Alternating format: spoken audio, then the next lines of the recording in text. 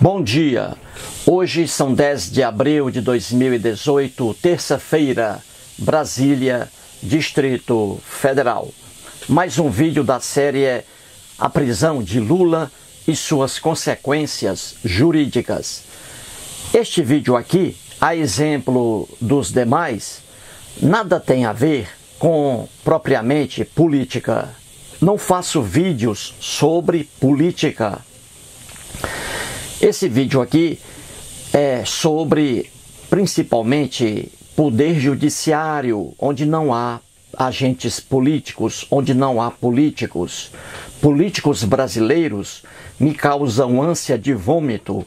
A política brasileira me causa ânsia de vômito. Não faço, portanto, vídeo sobre, propriamente, políticos.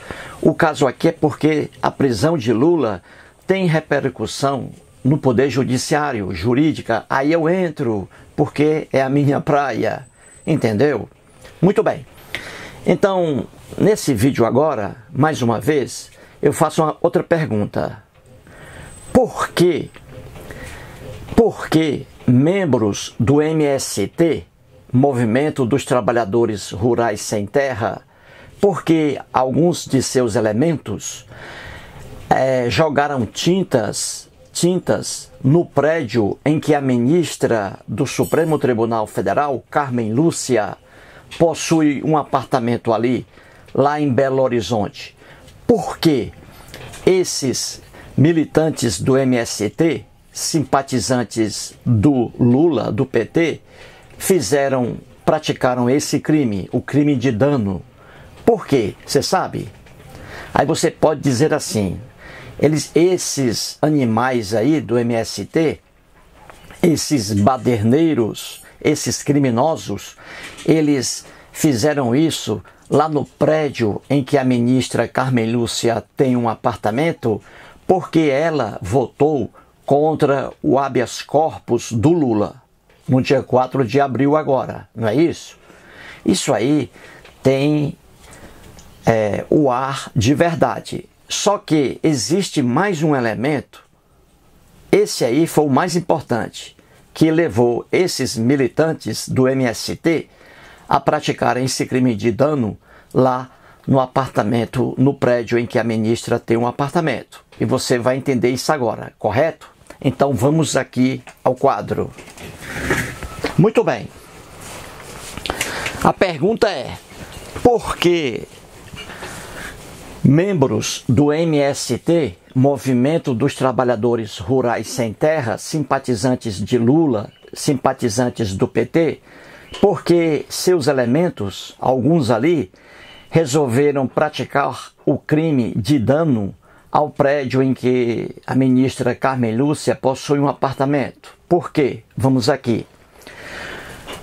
No Supremo Tribunal Federal, agora, no dia 4 de abril de 2018, deste ano, recentemente, há 2 semanas, o habeas corpus impetrado aí pelos advogados do Lula, habeas corpus preventivo. O que é habeas corpus, hein, gente? Habeas corpus é um remédio jurídico que existe no mundo do poder judiciário, da justiça, para garantir a uma pessoa a liberdade de locomoção, a liberdade de uma pessoa ir e vir. Então, quando uma pessoa, por exemplo, está presa, aí ela entra com um habeas corpus para que ali cesse a sua prisão, para que essa pessoa possa sair da prisão, ficar livre. No caso aqui desse habeas corpus do Lula, ele não estava preso ainda, entendeu? Aí se trata de um habeas corpus preventivo. Então, o advogado de Lula, os advogados caríssimos, eles impetraram um habeas corpus lá no Supremo Tribunal Federal para que o Supremo Tribunal Federal, em plenário, com os 11 ministros, decidissem aí a favor de Lula, para que o Lula, caso transitassem lá, caso cessasse a competência lá do Tribunal Regional Federal da 4ª Região, não é isso? Com aqueles 3 desembargadores, quando cessassem ali a via recursal dentro do próprio TRF, então, sendo o caso ali, o Lula não seria preso. Seria aí o habeas corpus preventivo, entendeu? Evitando que o Lula fosse preso. Se o Lula aqui tivesse obtido vitória nesse habeas corpus, no dia 4 de abril, se ele tivesse obtido vitória, ele não teria sido preso, o Lula. Só que ele perdeu aqui esse habeas corpus, correto? Muito bem. E como foi essa votação lá no Supremo Tribunal Federal? Foi assim, veja aqui, os ministros que votaram contra o habeas corpus de Lula, quais foram? Aqui estão o Edson Fachin, o Luiz Roberto Barroso, Rosa Weber, Luiz Fux e Alexandre de Moraes. Se você somar isso aqui, você vai obter um número que? O número 5, não é isso, gente? Some aí. 1, 2, 3, 4, 5. Correto? Muito bem. E os ministros do Supremo Tribunal Federal que votaram a favor do habeas corpus de Lula foram Marco Aurélio Mello, Dias Toffoli, Ricardo Lewandowski, Celso de Mello e Gilmar Mendes. Correto? Some aqui também. 1, 2, 3, 4, 5. Não é isso, gente? Muito bem. Então, lá naquele dia, esse julgamento aqui começou às 14 horas, 2 horas da tarde, não é? E, como sempre, eu assisto até o final. Então, começou às 2 da tarde e foi terminar quase meia-noite. Então, você vê aqui que houve um empate, não é isso? Um empate. 5-5, correto? Muito bem. Já que houve empate aqui, ó, houve esse empate, nesse momento, quando o placar estava 5-5, o Lula estava lá em seu apartamento ou no sindicato assistindo a esse julgamento, o Lula, porque interessava a ele, correto? Mas o Lula não gosta disso, de assistir a julgamentos. Mas aqui, como havia interesse do Lula, ele estava lá assistindo ao julgamento.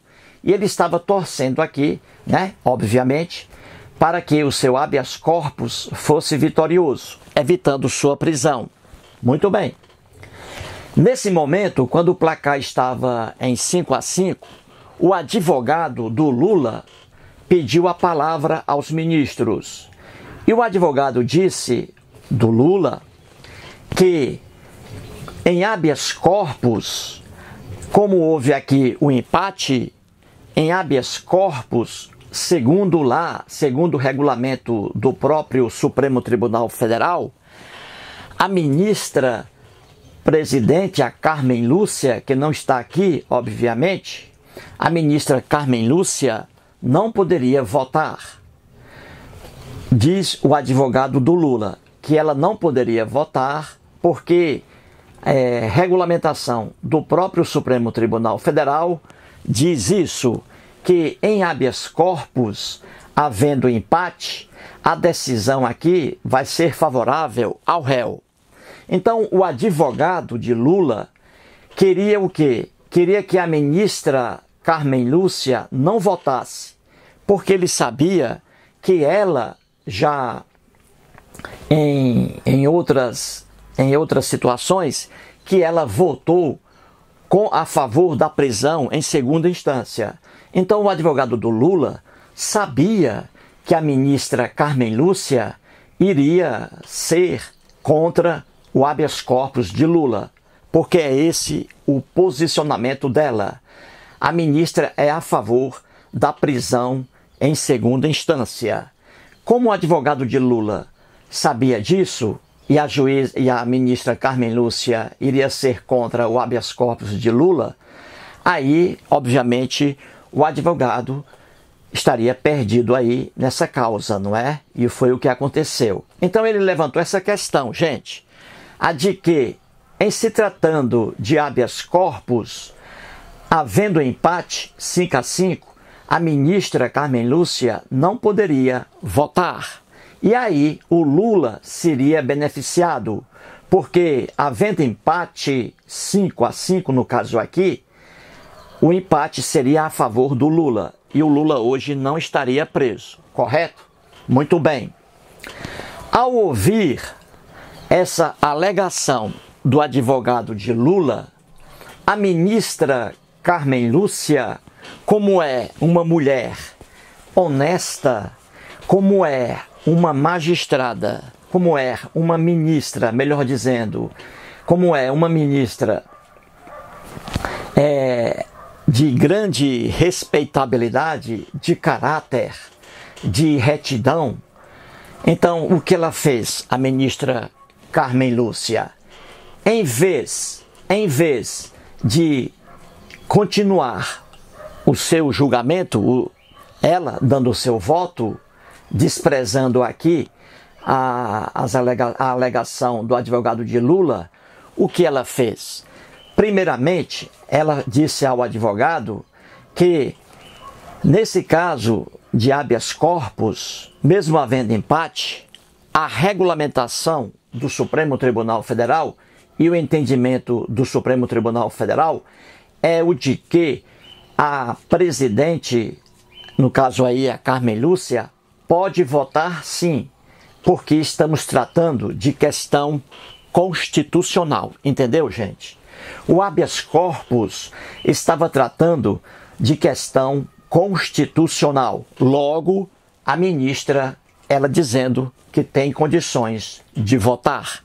Não há impedimento algum para que ela dê o seu voto. Ela explicou isso aí ao advogado do Lula e aos demais ministros. A ministra Carmen Lúcia, como já disse, por ser muito honesta, por ser uma pessoa de fina educação, ela fez o quê? Em vez de já continuar o seu voto, depois da explicação dela, mesmo assim, ela teve a riqueza de submeter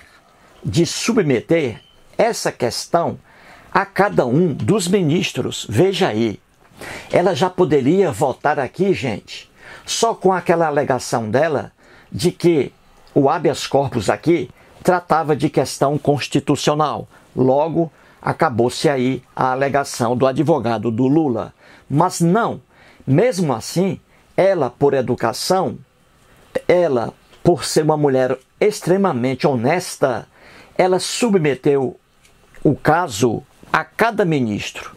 E os ministros que estavam ali, menos o Gilmar Mendes, que já havia saído, os demais concordaram com ela, que ela sim, que a ministra Carmen Lúcia poderia sim dar o seu voto. E aí ela deu, gente. Isto é, a ministra Carmen Lúcia desempatou aqui o placar, estava 5-5. E aí ela veio para cá contra, Carmen Lúcia, correto? Vamos colocar aqui, Carmen Lúcia. Então você vê aí, Carmen Lúcia. Aí ela votou contra o habeas corpus de Lula, porque ela é a favor da prisão em segunda instância. E aí o Lula perdeu. O placar ficou agora 6 aqui, a 5. Entendeu? Muito bem. No início do vídeo, eu fiz a pergunta, não foi? Por que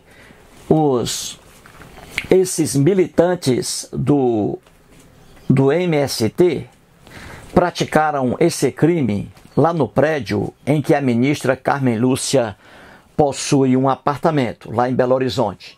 Por quê? Então aqui está a resposta. Não apenas porque ela votou contra o Lula, não apenas isso, mas é porque o voto dela foi importante para desempatar aqui o placar Então foi mais ainda, uma coisa mais ainda forte, não foi? Ela desempatou contra aqui o Lula. Então o desempate, pelo voto dela, foi muito forte, e aí os advogados espalharam isso para os militantes, os advogados do Lula, não é? Porque militante também não gosta de assistir a julgamentos. Então você vê aí que os militantes do MST jogaram tintas, praticaram o crime de dano ao prédio em que a ministra Carmen Lúcia possui um apartamento, não só porque ela votou contra o habeas corpus do Lula, mas porque o voto dela foi fundamental para aqui a negação do habeas corpus de Lula, porque o voto dela foi fundamental para desempatar o placar, entendeu? Eis aqui a verdade. Muito bem. Se algum petista está assistindo a esse vídeo, ele aqui, infelizmente, ele tem que deixar o fanatismo dele, porque fanatismo é doença. Já dizia o grande Sigmund Freud, fanatismo é doença. O fanático, ele não vê o mal que ele causa a si mesmo e aos outros. E a resposta está aqui, gente. Antes ali da prisão de Lula, não é? Quando o juiz de direito Sérgio Moro ali soltou o mandado de prisão por orientação dos desembargadores do Tribunal Regional Federal, naquele dia em que o juiz deu o prazo para que Lula se apresentasse ao Departamento de Polícia Federal em Curitiba, e o Lula ficou lá na sede dos metalúrgicos, não é isso? Ali nós vimos, por meio da televisão, não é isso? Principalmente, ações de militantes petistas e seus simpatizantes, não é isso? Isso aqui, fato real, verdadeiro. Então vamos aqui só o que a gente viu naquele dia. Ações de militantes petistas e simpatizantes. Aqui nós temos os fanáticos políticos, e veja como um fanatismo cega as pessoas. Então aqui eu coloquei uma série de crimes praticados por militantes petistas e simpatizantes naquele dia. A primeira lá, aquela agressão a um empresário ali. Ele foi agredido por um ex-vereador do PT, veja a escolha que o povo faz. Ex-vereador do PT e seu filho e mais outra pessoa agredindo ali com chutes e empurrões um empresário que está ainda hoje no hospital, sob risco ali até mesmo de vida. Vamos ver como ele reage. Então ali um ex-vereador petista, seu filho e mais outra pessoa empurraram o empresário com chutes e empurrões. E aí arremessaram esse empresário contra um caminhão que ia passando. E aí o empresário bateu a cabeça no para-choque do caminhão e está hospitalizado hoje. Isso aí, gente, é crime praticado por quem? Por militante petista, o ex-vereador, seu filho e outra pessoa. Crime, portanto. Muito bem. Outra coisa que militantes petistas e simpatizantes praticaram, outro crime, expulsão de repórteres e jornalistas. Isso aí é mais um ato ilícito que ninguém pode fazer. Você viu ali militantes petistas e simpatizantes expulsando das vias públicas repórteres e jornalistas aí de várias televisões, Globo, Bandeirantes, SBT, sendo agredidos ali e expulsos, como se as vias públicas pertencessem aos militantes petistas e simpatizantes. Outros crimes ali, danos a carros de órgãos de imprensa, militantes petistas e simpatizantes colocando ali, jogando pedras e várias pedras em carros de órgãos de imprensa e ali quebrando os vidros dos carros. Isso aí, gente, é ação criminosa praticada por quem? Por militantes petistas e simpatizantes. Danos a prédios públicos, outro crime, praticado por quem? Por militantes petistas e simpatizantes. E aqui temos o caso do prédio em que a ministra Carmen Lúcia possui um apartamento. Danos ao prédio em que a ministra Carmen Lúcia possui um apartamento. Quem praticou esses danos aí? Integrantes do MST, Movimento dos Trabalhadores Sem Terra. Eles praticaram mais um crime aqui, que é o crime de dano, previsto no Código Penal brasileiro. É crime. Quem pratica crime é criminoso. Então, 2 ônibus ali, lotados de membros do MST, desceram de frente ao prédio em que a ministra Carmen Lúcia possui um apartamento e jogaram ali tintas, prejudicando ali a pintura do prédio. Isso é crime, crime de dano. Então você vê as arbitrariedades praticadas por quem? Por militantes petistas e simpatizantes, porque são fanáticos, eles reagem com violência, uma ignorância sem fim. Muito bem. Agora uma pergunta. Militantes petistas e simpatizantes do MST, como exemplo, eles adoram ditadores comunistas e socialistas. Eles adoravam o Fidel Castro, o ditador Fidel Castro, e eles adoram o ditador Raul Castro, irmão de Fidel Castro, que é ditador hoje em Cuba. Então veja bem, esses militantes petistas e simpatizantes que adoram o socialismo, que adoram o comunismo, o que aconteceria com eles se praticassem esses crimes aqui em Cuba, onde está lá o Raul Castro? Se eles praticassem esses crimes aqui na Coreia do Norte, outro país comunista, o que aconteceria com esse povo, hein, gente? Que adora o regime socialista. O que aconteceria com eles? O que você diz aí? Isso mesmo, pena de morte. Os militantes petistas e simpatizantes, se eles estivessem em Cuba ou na Coreia do Norte e praticassem isso aqui, esses crimes, eles seriam aqui condenados à pena de morte e a execução por fuzilamento ocorreria no dia seguinte e não depois de um processo de conhecimento e de execução. Não. Se eles praticassem essas ações aqui em Cuba, se eles, por exemplo, jogassem tinta na casa do Raul Castro, lá em Cuba, no dia seguinte todos seriam condenados à morte e todos seriam fuzilados. Da mesma forma, na Coreia do Norte. Então é fácil alguém elogiar o regime socialista morando no país capitalista que é o Brasil.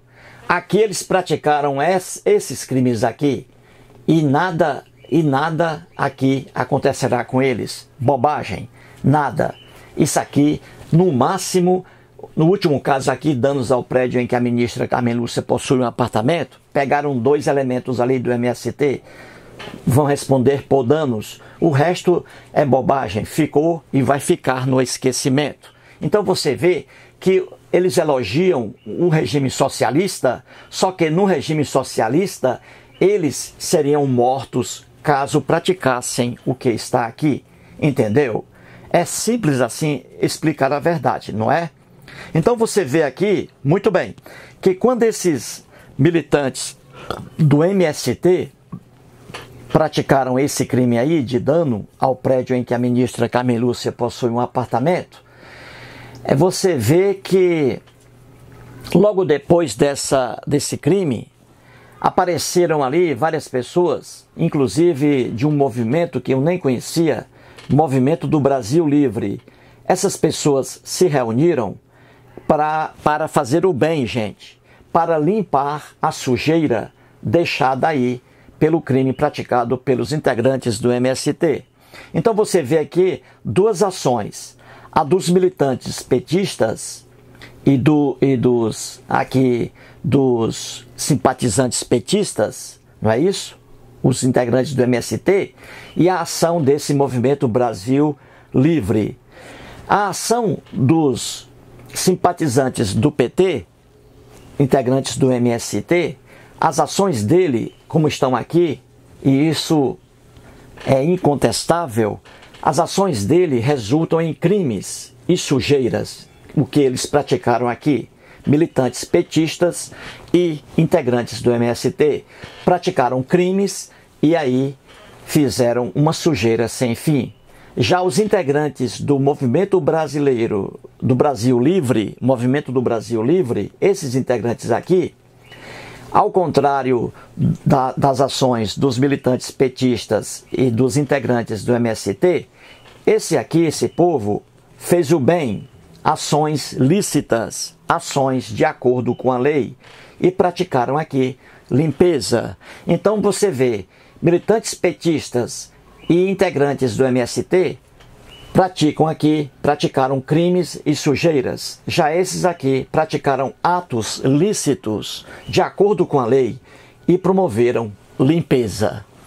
É simples você ver aqui, gente, que, lamentavelmente, o fanatismo é uma desgraça. Nenhum político do PT criticou esses crimes aqui, falou sobre esses crimes para não ofender os integrantes do MST.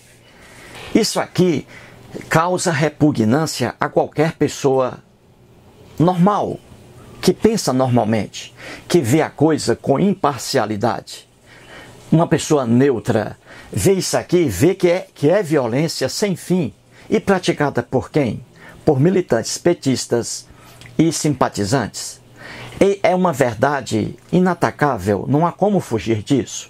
Mas o fanático não vê os seus crimes aqui, não vê suas máculas aqui. Ficam cegos por causa do fanatismo. Sigmund Freud tinha razão. Correto, gente? Então, mais um vídeo aí.